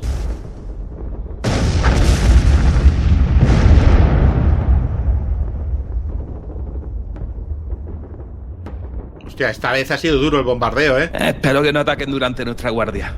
Yo no lo creo. Hasta el alba esta gente no ataca y eso ya lo defienden otros. Bueno, pues saca ese altavoz que tiene y pon ese casus belli todo guapo, que así se nos pasa ante la noche. En la guerra de los Boers, que tampoco sabían qué montaña era. ¿Pero cuál es? Subimos esta y dicen, no, es que esa es más alta, ¿no? Pero nos han dicho esta. Y los Boers en la más alta disparando. No, exacto. Es que dice, ¿pero esto qué es? ¿No? O sea, y claro, ahí es muy difícil, ¿no? Identificar cualquier cosa. Y aparte, que los mapas difieren. Los que tienen una división difiere de lo que está otra división. Bueno, pues ya está. Y es que ya... Pero yo este no lo oigo yo, ¿eh? Ah, sí, hombre, es Casus Belli Fans. Sale todos los viernes. Yo no tengo de eso, tío. Exclusivo para fans. ¿No eres mecenas de Casus Belli? Es que con lo que cuesta al mes me compro un cacharrito de cerveza a la cantina o 10 cigarritos. Es caro. Caro. 600 episodios a medio céntimo cada uno. Yo no lo veo tan caro, ¿eh? Y uno nuevo cada viernes. Es más barato comprarme Lola o el Lectura. Flipo con tu literatura, pero ¿a ti te gusta la historia de verdad o...? Que la historia ya me la cuenta la Vaquerizo, que es un intelectual. Sí, es que es así, es que es una realidad social informativa. Sí, bueno, premio Nobel, vamos. Y en Antena 3 y 3-5 a veces dan alguna noticia buena. ¿Y qué podía salir mal? No es que no me guste, que sí me molaría, pero que yo, con lo que me costaría el año, me compro los discos del Quevedo. Los libros, querrás decir. ¿Que sabe escribir? No, para reggaetón no hace falta escribir, hombre. Todos quieren contigo. ¿El reggaetón? A mí eso no me la cuelas. A ver, dime en serio que te gusta eso. Tanto como el Sebo Rata. Venga, va, que ya no cuela. Tú lo que eres es un agarrado. Que no... Pero bueno, a ver, 600 episodios del histórico y uno de fan cada viernes. Sí, sin publicidad. Y un pone que yo quisiera escucharlo, que tengo que hacer, que no es para mí, que es para mi primo, ¿eh? Bueno, tu primo le daría el botón azul de apoyar. ¿Y puede pagar con tarjeta? Con tarjeta y con PayPal. ¿Y puedo darme de baja cuando quiera? No, lo heredarán tus nietos cuando ya no estés. Pues claro que te puedes dar de baja cuando quieras. Que no es para mí, ¿eh? Que es para otro que también se está quitando. Que no pasa nada, que no eres peor persona ni te obliga a nadie, que no me des la vara, que puedes escucharlo conmigo en la trinchera. Yo solo le apoyo en mecenas porque quiero y porque me gustan y por apoyarles y ya está.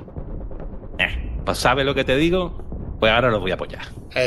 Vale, ahora tú haz lo que quieras. ¿Medio céntimo el episodio, Quillo? Sí. ¿Y un fan cada viernes? Que sí, pesado. Sin publicidad. Sin publicidad. ¿Es mejor PayPal o tarjeta? Mira que eres listo, Visa Platino para ti. Bueno, pues ahora toda esta resistencia que hemos dicho que estaba organizándose, que hacía la V y hacía pues varias operaciones, incluso tenía sus redes para escapar a aviadores, otros que caían por ahí, pues ahora tenemos que se acerca ya el día D y es como la liberación, ¿no? En Occidente, ¿no? En Occidente, ostras, por fin vienen nuestros aliados y vamos a liberarnos de los nazis, ¿no?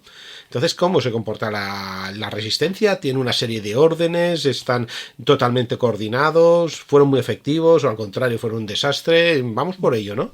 Bueno, yo te cuento un par de cosas, ¿vale? Insisto, Venga. lo que te he dicho.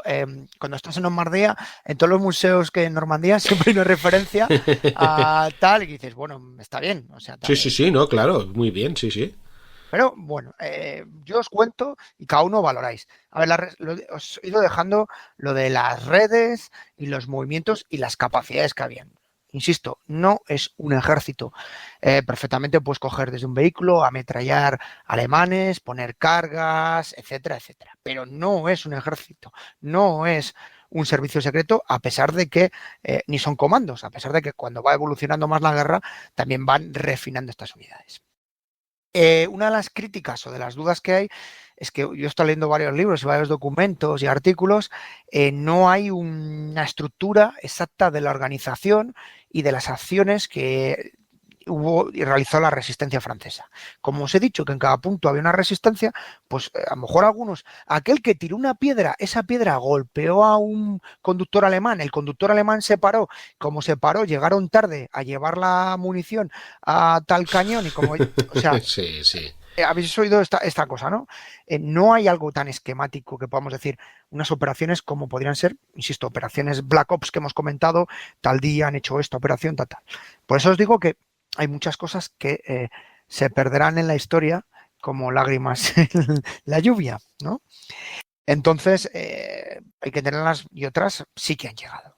A ver, una cosa está clara y eso está reconocido por el alto mando aliado, hasta tal punto que, por ejemplo, General William Donovan, el jefe de la Oficina de los Servicios Estratégicos, es decir, el antecesor de la CIA, de la Agencia de Inteligencia, dijo que la resistencia francesa proporcionó una información muy útil durante los desembarcos de Normandía. Es decir, dieron una información muy interesante de posiciones alemanas, de ubicaciones, armamento, etcétera.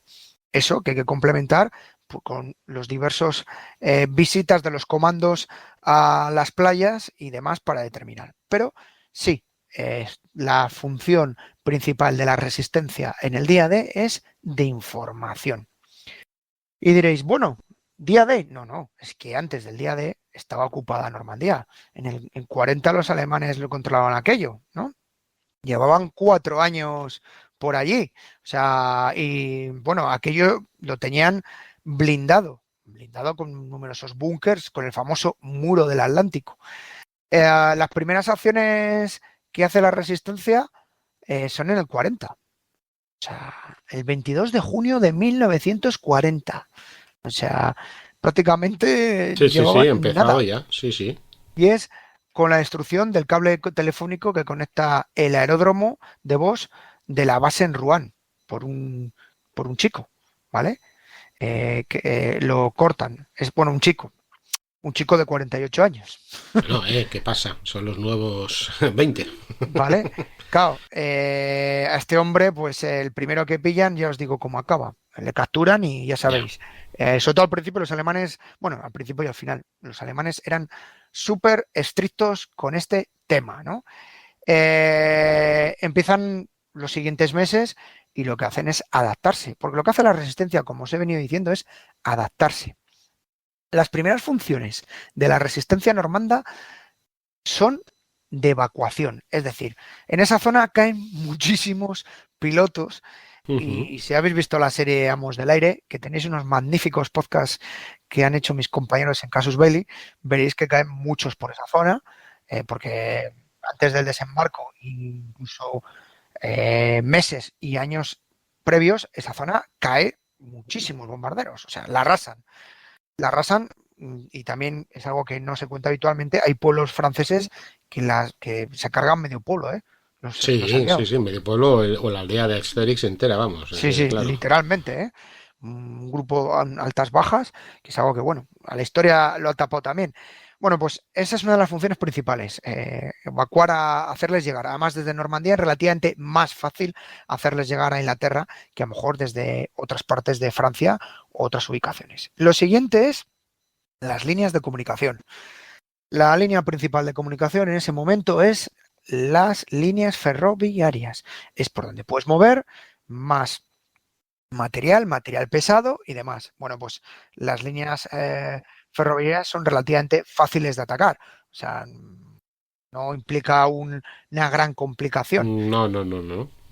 Es más, hasta no hace mucho, y suele ocurrir, sobre todo para los que vivís en la zona de Cataluña, cada vez que llega algún trastornado y te roba el cobre o te cambia alguna historia, te ha hecho eso, Ya o en ves, Madrid. te corta, te corta una parte de la vía de comunicación, es terrible, sí. Es Y verdad. eso es en el año 2024. Exactamente, imagínate en ese momento que aunque bueno, no dependían del solo, sí que es verdad que las máquinas dependían de ellos solos, pero bueno, simplemente poniendo, a mí me lo explicaba mi abuelo, que un abuelo mío había sido oficial de zapadores ferroviarios.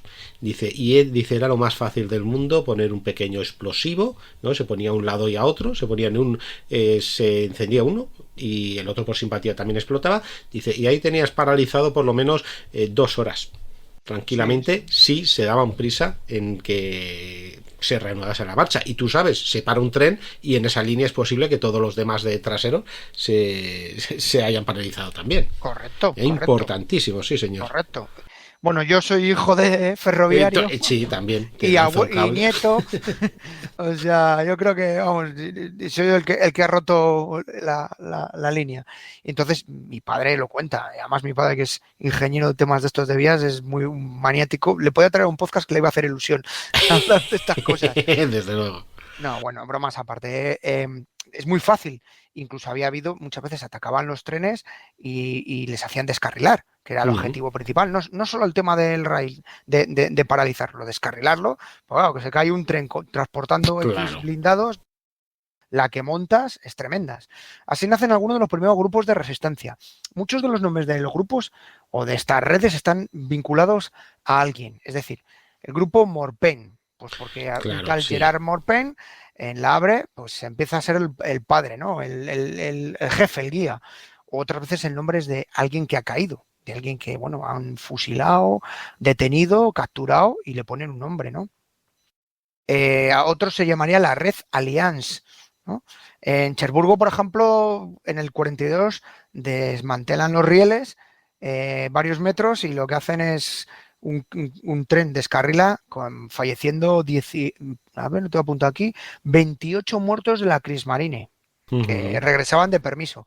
Menuda gracia que tú vengas pues o sea, luego, por ejemplo, también la zona indica el tipo de resistencia. A ver, Normandía no es un sitio muy bueno por su geografía para esconderse, como pueden ser los Alpes o los Pirineos. O sea, el tema maquis que te hemos dicho, ¿no?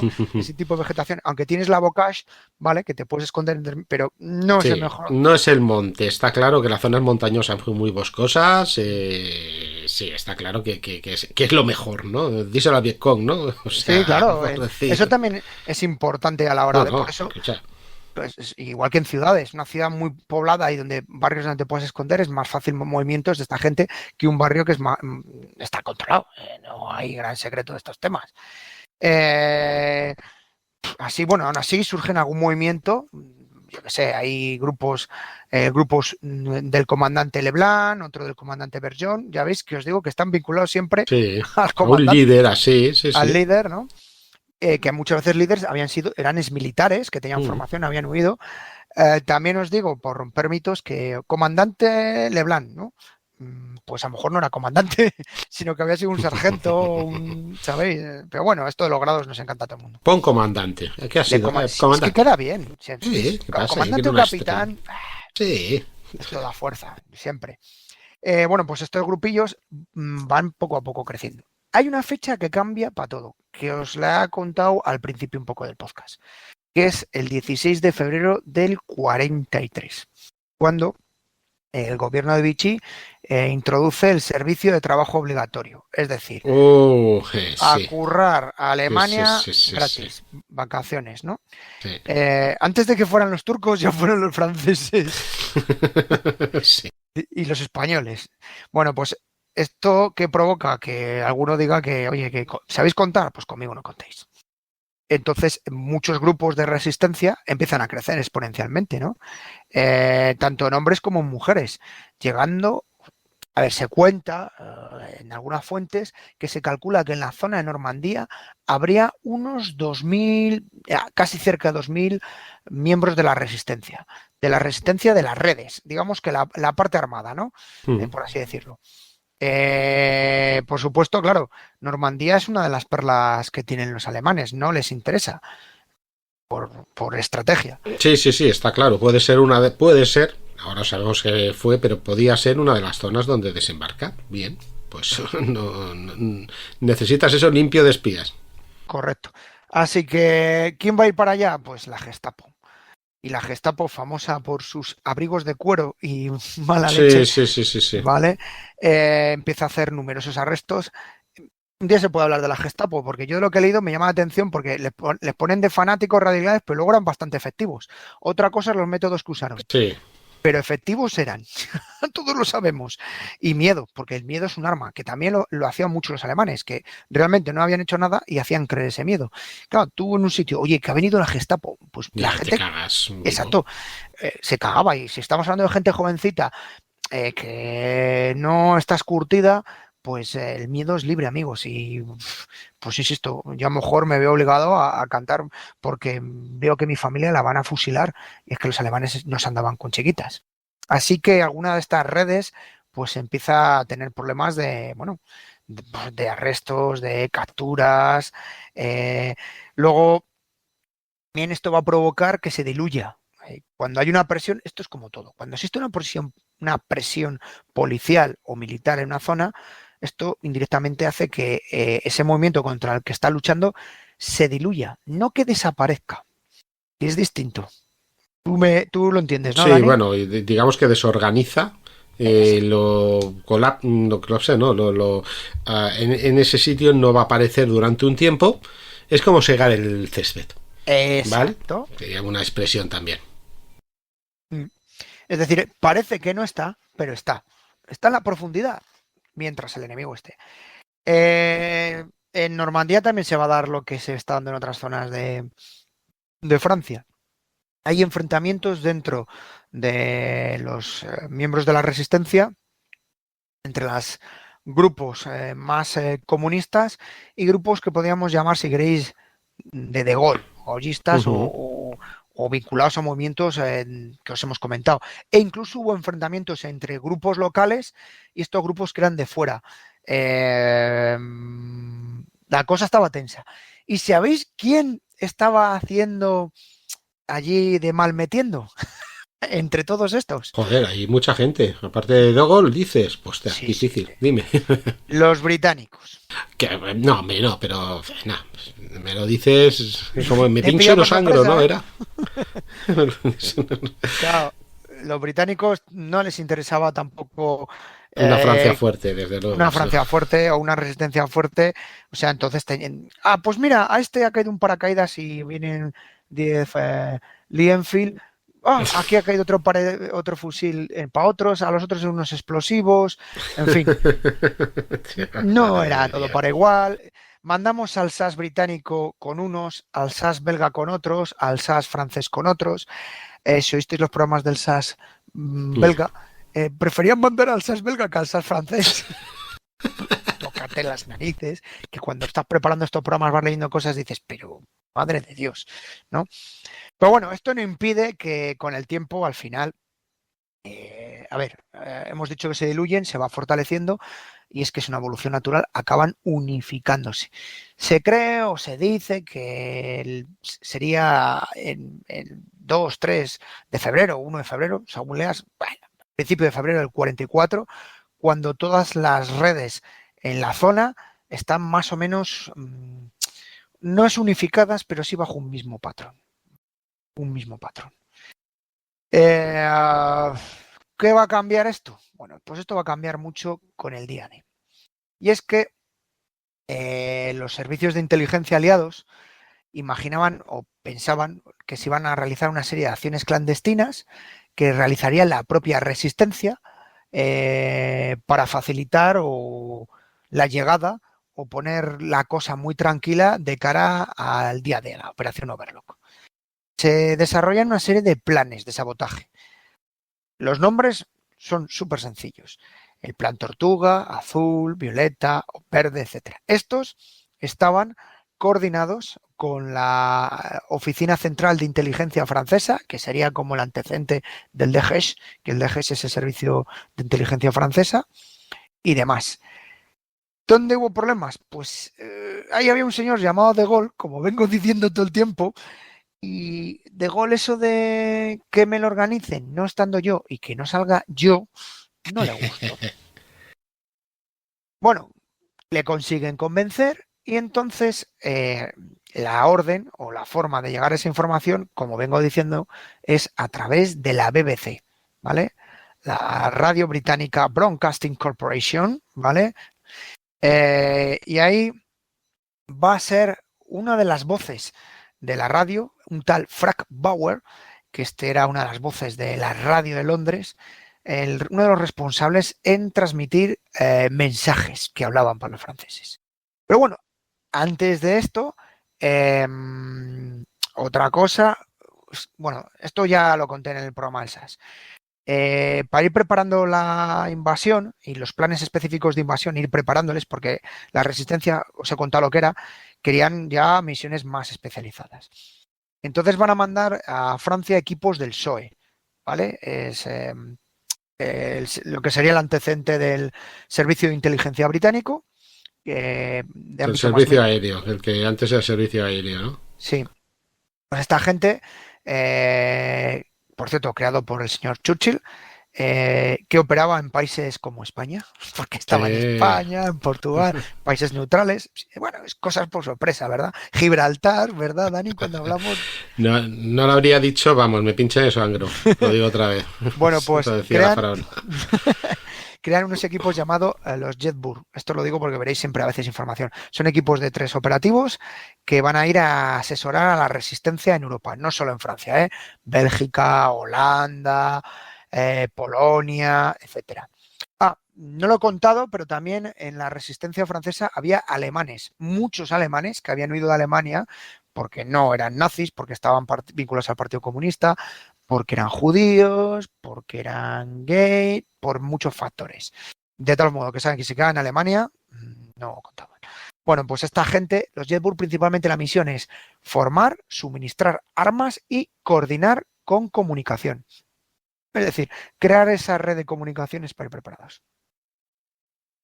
Además, otra de las misiones de la luz verde que les van a dar es preparar sabotaje en determinadas infraestructuras que puedan ser útiles para los ejércitos aliados, ¿no?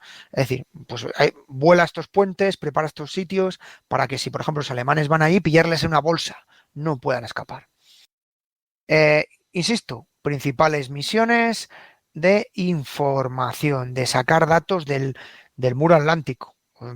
Aquí en España nos rimos muchos de que cuando hay una obra siempre hay un señor mayor jubilado mirando la obra.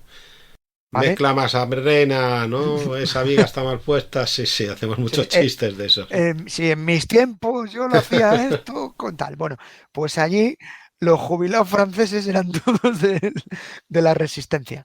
Y disculpar la broma. Es decir, había mucha gente que estaba observando la obra, más luego que muchos de los que trabajaban en los muros, en los búnkeres, en los Tobruk y esos, era mano de obra local. ¿Vale? No siempre, algunos eran de los de la Unión Soviética que habían traído prisioneros y otros eran fuerza local. Así que aprovechaban para sacar información de las instalaciones, ¿no? Claro. E incluso intentaban en las maquinarias de los búnkeres meter elementos para retrasar o provocar mal funcionamiento, desde un cubo de azúcar en los mezcladores, por ejemplo. O sea, sí, un tornillo en algún sitio clave del motor, etcétera. Sí, es sabotaje típico. Sí, sí. Eso es un sabotaje sencillo, que no, relativamente no peligroso, que no llame la atención, o se me ha caído este martillo en este sitio, donde está la gasolina, echar en la gasolina algo que no es gasolina, en fin. Es decir, y todo esto siempre información que van a usar y transmitir a Londres, ¿no? Y hasta tal punto que cuando aparecían movimientos en la zona de alemanes, transmite la ubicación. Londres, por ejemplo, conocía que en la zona de Calvados había llegado una unidad del frente ruso. Tenían una unidad allí operativa. O sea, el alto mando sabía que iban a tener resistencia alemana, que sabían lo que había, que no eran los de otros muros de estos del muro atlántico que eran los pobrecillos, no. Ahí se les informa, tenían conocimiento de lo que había. O sea, luego llega unas cositas muy interesantes. Una de las misiones que les van a mandar a través de la BBC, de esos mensajes codificados, que, por ejemplo, una de las cosas que hace el servicio secreto es que a cada célula o cada sección o unidad o red, que es lo correcto, le llega una misión diferente. De tal forma que tú estás oyendo la BBC y sale una frase, un refrán, una canción, y eso era un código para que tú actuases. Por ejemplo, la red Casus Belli, pues nos ponen, a ver, bueno, nosotros somos de Metallica, nos pones Master of Puppet y ostras, hay que atacar. Ya si me pones una de reggaetón, pues no ataco, al revés, lloro. Pero lo has definido muy bien, espíritu, ¿no? El espíritu. Pero bueno, quiero que también os riáis un poco con nosotros, en el sentido de que sepáis que había códigos de estos a través de canciones para comenzar el sabotaje. Es decir, oye, en el momento que oigas esto, a partir de tal fecha, quiere decir que mano libre, luz verde, ¿no? Entonces, por ejemplo, había frases, ¿no? Versos. Pues hoy acabamos este programa con un verso de Trenet o un verso de Verlaine, o yo qué sé, de cualquier poeta, ¿no? Y empezaba, no sé, los sollozos en los violines de otoño, la luz oscura. Frase que queréis. Tú ya sabías que estos códigos te estaban diciendo qué red era o dónde era, o te decía como aquellos añorados jardines de Burdeos o la plaza de Burdeos que tanto nos recuerda al poeta. Pues era para la red de la zona, le estaban indicando de, oye, tenéis que actuar, ¿no? Las principales emisiones, o cuando más emisiones empiezan, es el 5 de junio del 44.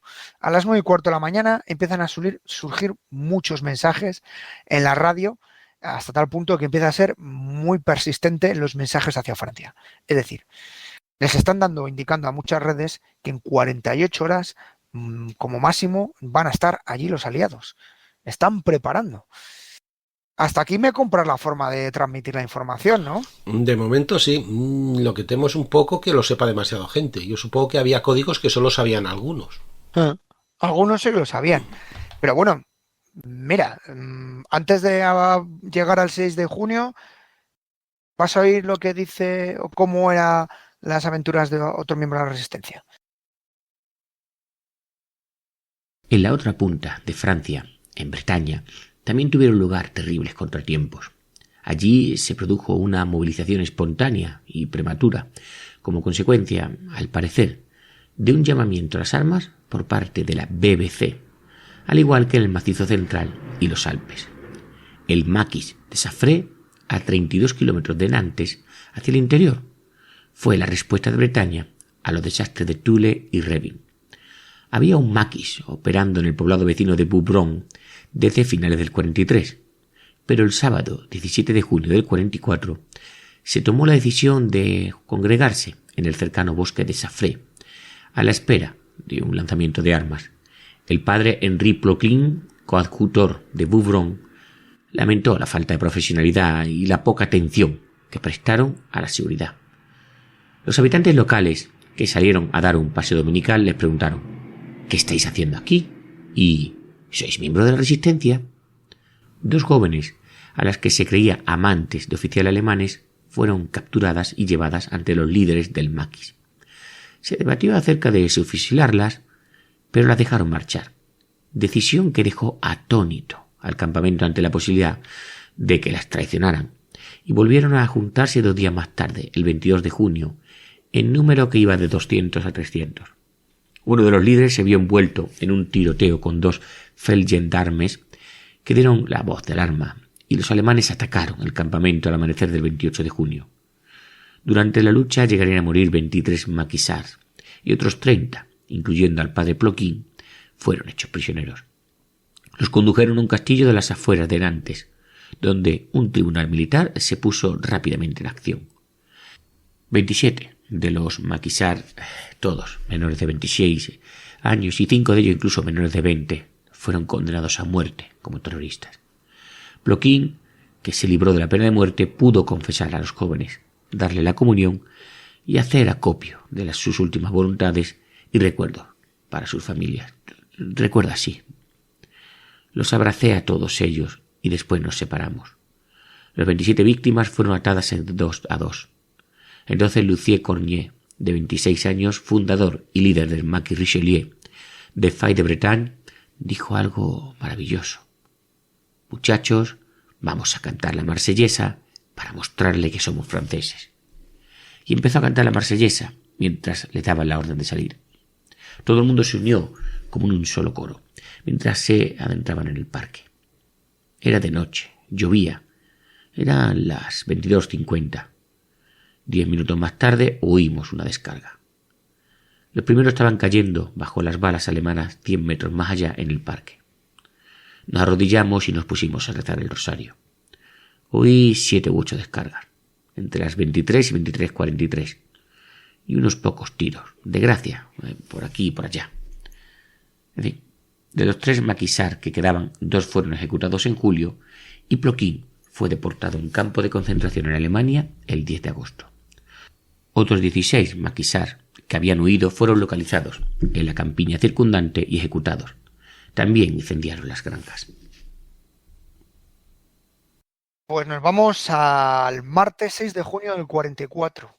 Esa brumita a primera hora de la mañana, tras la llegada de los bombarderos que arrasan sobre todo las costas y las posiciones alemanas.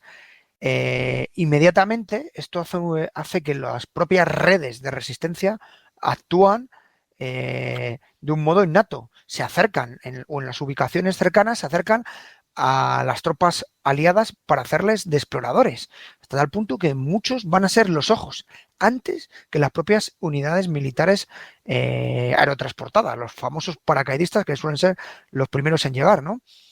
¿Qué ocurre? Que los aliados, pues hombre, con razón no se fían. Aquí no vamos con el aparatito este del cric, cric, cric que usaban, ¿no? Pero casi.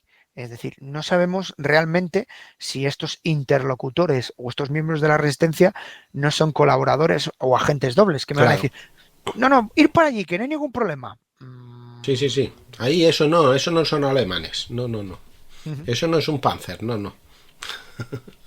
Sí, bueno, claro, había eso, porque sí que es verdad que habían infiltrado más de una vez las redes y bueno, he hecho muy famoso de enviarle un montón de información falsa y ir capturando un montón de gente a través de que se lo creían los servicios británicos. Entonces no está tan claro. Fijaros qué pánico habría, que es un pánico, ya os digo, totalmente legítimo, que hubo numerosas bajas entre franceses como consecuencia del nerviosismo de los norteamericanos principalmente, más que los británicos. Todos los que oís los podcasts de Casus Belli sabéis que los norteamericanos son de gatillo fácil. Muy fácil. Y si tú acabas de desembarcar en una playa, las has pasado canutas, has vivido el horror, ver morir a tus amigos, a todo lo que te asome, pues vas a estar muy tenso, muy tenso. O has caído en paracaídas, no sabes quién tiene realmente y tal. Y yo os digo que habría numerosas bajas entre población local que iban a ayudarles. Se estima, datos más optimistas, insisto, que entre el 5 y el 6 de junio hubo más de 1000 sabotajes en la zona de Normandía y alrededores. A ver, lo que vengo diciendo, muchos de los miembros de la resistencia no eran militares, ni tenían capacidad de enfrentarse a un ejército tan preparado como el alemán. Aunque entres con las peores unidades alemanas o las unidades, como decíamos nosotros, de tercera clase, de esos prisioneros que habían traído, que venían de la Unión Soviética y les tenían con ellos, que podíamos decir, la cosa era complicada. Se dice, o he encontrado, que en la tarde del 6 de junio, las pérdidas de la resistencia se estiman en 124 muertos, heridos, desaparecidos o prisioneros. Entre esos también alguno por fuego amigo, ¿eh? ¿Vale? Pero sí, bueno, parte de su trabajo se cumplió, sobre todo cortando muchas comunicaciones de los alemanes, porque lo principal es, vamos a cortarles que no llegue la información. Cuanto más retrasada la información, mejor. Esto es vital. O sea, no tenemos el botón que te interrumpe las antenas, como podíamos tener hoy en día, con lo cual, a cortar cables o cortar comunicaciones. También provoca otro factor contrario. Os he dicho que los americanos se ponen nerviosos y disparan, pero es que los alemanes ni te cuento. Los alemanes están cabreados, mosqueados, te han estado bombardeando, te han disparado, no sabes quién te ataca, van de civiles. Lo peor que te puede atacar es que te ataque un civil, porque no sabes quién realmente. Y va a haber un punto que va a ser muy trágico para la resistencia en ese día.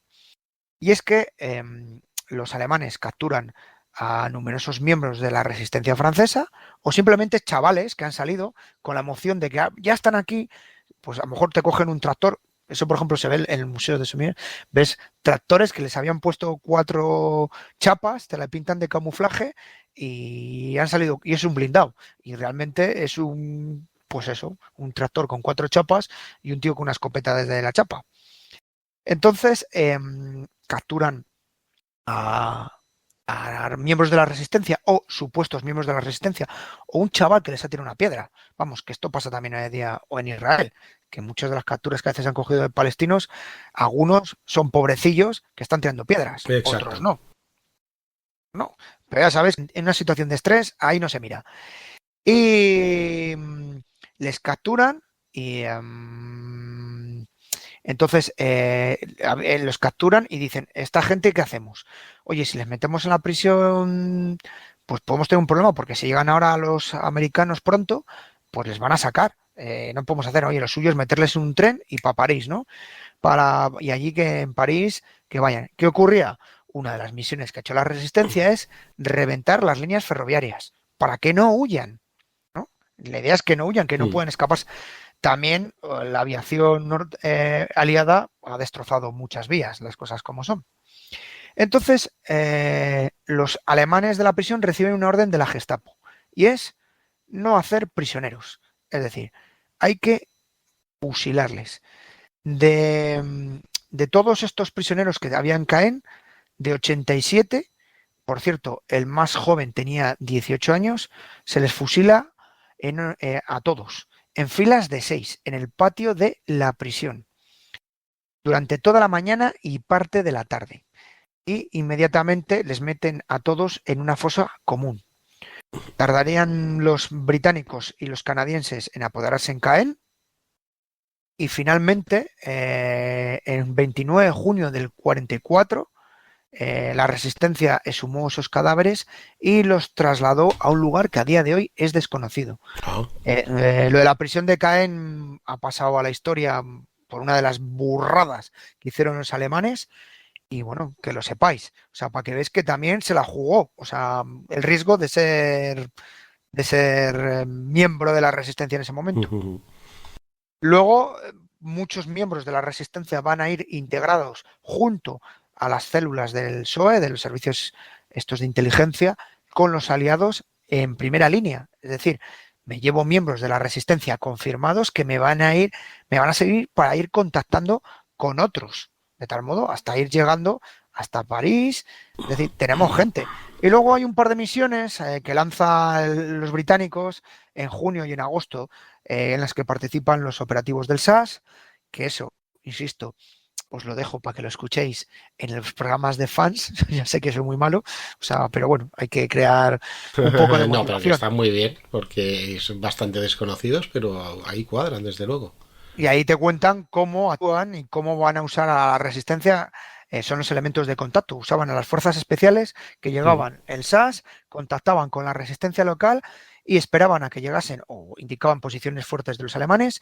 Llegaban las tropas aliadas, polacos, americanos, británicos, canadienses, etcétera, y se iban con ellos. Y así, pum, pum, iban enganchando.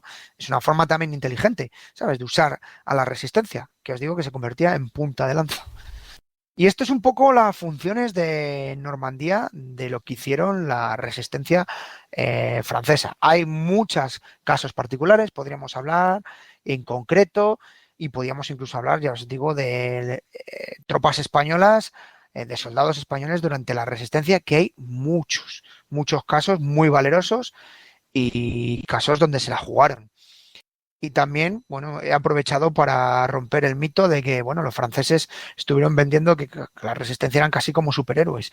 Y a veces les ves por ahí, les ves cuando te le están vendiendo, son, pues eso, como un superhéroe que ha podido con 20 alemanes y demás. Y bueno, pues desgraciadamente la realidad no es así. Eso no quita que hicieron un trabajo muy bueno, siendo de punta en lanza durante el día D, incluso el día antes, previo. Sí, fue una pieza más y valiosa. O sea, no sea ni de despreciar ni sea de exagerar, ¿no? Yo creo que con 80 años ya que tenemos de perspectiva, pues tenemos las herramientas necesarias como para ponerlo en su justa medida. Sí, fue algo importantísimo y que realmente fue la imagen de la Nueva Francia y que, por otra parte, pues tampoco fueron dioses ni superhéroes. Hicieron lo que pudieron, cuando pudieron, y eso sin dejar sus rencillas, sus diferencias y sus historias como cualquier otra resistencia, si te digo. Totalmente descuento. Y ya os digo que un día vamos a hablar más concretamente de la resistencia, o ya os digo, es que preparando este podcast también encontré unidades que hacen específicas los alemanes para capturarlas, sí. O sea, no solo la Gestapo, ya os digo que tal. Y bueno, o de la propia gendarmería, que la gendarmería francesa, bueno, que por cierto, siempre se quemaban archivos como consecuencia de un bombardeo aliado, donde venían fichados gente. Qué cosa más rara. Esto, no tenían un buen seguro antiincendios. En fin, hay que tapar cosas y a lo mejor no interesa que determinadas cosas sucias salgan a la luz. Esto pasa siempre y va a seguir pasando, ya sabéis. Sí, claro, el tema de no implicar, ¿no?, a gente que, porque si no podía haber una escabechina, porque ahí colaboracionista hubieron muchísima gente, queriendo o no queriendo, y luego algunos que se arrepintieron o otros que se aprovecharon. Y es que algún colaboracionista pues acabó luego en puestos, si se descubría su mierda, como se dice popularmente, no interesa, porque acabó en puestos golosos. Claro. Ya sea militar, policial o políticamente. Entonces, bueno, eso, pues, la historia está ahí y ya digo, 80 años después, y todavía hay cosas que no se saben, ni creo que se llegan a saber, las cosas como son.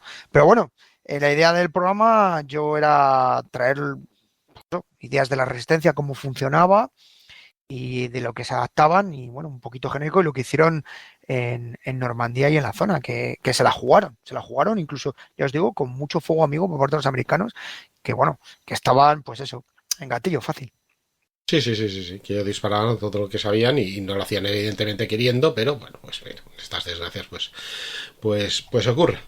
Bueno, pues ya tenemos un poquito el papel de la resistencia. Evidentemente no es el gran episodio de la resistencia, ni siquiera es, o sea, no es que vamos a tratarla globalmente, sino que queríamos dar un buen repaso para tener en cuenta la resistencia, ponerla en su exacto valor en la liberación de Francia y qué hicieron también en en Normandía. Pero bueno, esto no se queda aquí, porque supongo que tienes un montón de acciones de la resistencia, golpes de mano, Sí. incluso tropiezos o golpes de mano de la propia Gestapo, que Sí, también lo hay hubo. historias curiosas, tanto de unos como de otros, y la resistencia hizo cosas chulas. Eh, Luego hay que analizarlas bien, ¿eh? Porque luego lees alguna y luego las lees yo que sé, directamente allí, de las fuentes primarias, de las fuentes francesas, oye, algunas, macho, pareces, pero dices, ¿es la resistencia o Al Capone? Porque les ponen ahí los vehículos, no sé qué, bajan, ametrallan, hacen un tiroteo. Ni en la película de Hit hay tiroteos tan espectaculares cuando la estás. Mi francés es cero, pero vas investigando y tal, y dices tú, a ver, que hay cosas que son así, pero se exageran, y otras al revés, que se cuenta lo mínimo y luego vas tirando el hilo y dices tú, pero estos chicos, porque muchos eran gente jovencita, vaya valor, vaya narices que tuvieron para afrontar esta situación, que eso lo hace poca gente, y jugársela, porque no solo te juegas tu vida, juegas la vida a veces de tu familia, que eso es duro, muy duro, muy duro. Yo puedo dar mi vida, pero no voy a dar la vida de mi mujer, de mis hijos. Sí, es muy normal que los alemanes también jugaban con esto. A los alemanes y los propios franceses que eran del gobierno, vamos. Sí, sí, pues vamos, lo de los colaboracionistas, ya os digo que y empiezas a escarbar y y es complicado, porque, a ver, nadie quiere sacar la mierda de nadie. Esto es así. No, es así. Bueno, y mira en Alemania cuando se volvieron buenos de golpe. Sí, bueno, a ver, últimamente estoy leyendo un montón de historias de soldados, porque digo, va a buscar soldados de leyenda, a mí me gusta buscar soldados de leyenda. Los que me conocéis, me gusta sacar de todas las épocas, que la Segunda Guerra Mundial tiene mogollón, y de pronto empiezo a encontrar muchos, digo, soldados alemanes que salvaron judíos, digo, y hay un momento digo, pues si no ha ido ningún judío a ningún campo de concentración, porque con tanto que han salvado, digo, esto es increíble, ¿no? Es decir, vale, está bien, pero no nos pasemos exagerando cosas, ¿sabes? Que tampoco, en fin. No, exacto, hombre, todo el mundo utiliza todos los datos para su beneficio, ¿no? Sí, eso es o coger la cherry picking solo para sus cosas, pues, un poco labor de todos, realmente, de todos, de historiadores, de divulgadores, de oyentes, pues ir sacando estas cosas y no creernos que todo era, que eso lo has dicho tú muchas veces, que todo era blanco-negro y que, bueno, que no solo habían dos bandos en conflicto, pero que no solo jugaban dos, luego jugaban al postjuego, ¿vale? Al metajuego. Lo hemos visto aquí como entre ellos mismos, bueno, no lo dejo caer, pero también hubo filtraciones adecuadas ahí hay una una red, y lo que lo está chivando es otra red, porque esos son comunistas, o porque esos son fascistas, o porque son cristianos, o porque simplemente era mi primo, o con el que he discutido, o está este que me ha levantado la novia. Sí. No, y pasó, sigue pasando y pasará. Sí. Esas guerras sucias internas suelen ocurrir en todos los sitios. Así somos. ¿Qué vamos a hacer? Pues nada, Julio, pues muchas gracias por traérnoslo y oye, pues que ha sido un placer, ¿eh? El placer ha sido mío y ya sabéis lo que os digo. Cuídense y cuiden de los suyos. Y esto tiene que acabar con la marsellesa. Adelante.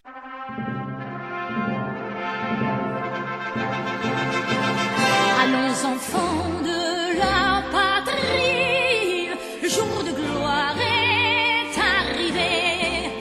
Contre nous de la tyrannie, l'étendard sanglant élevé, l'étendard sanglant élevé. Entendez-vous dans les campagnes mugir ces féroces soldats? Jusque dans nos bras, égorger nos fils, nos compagnons.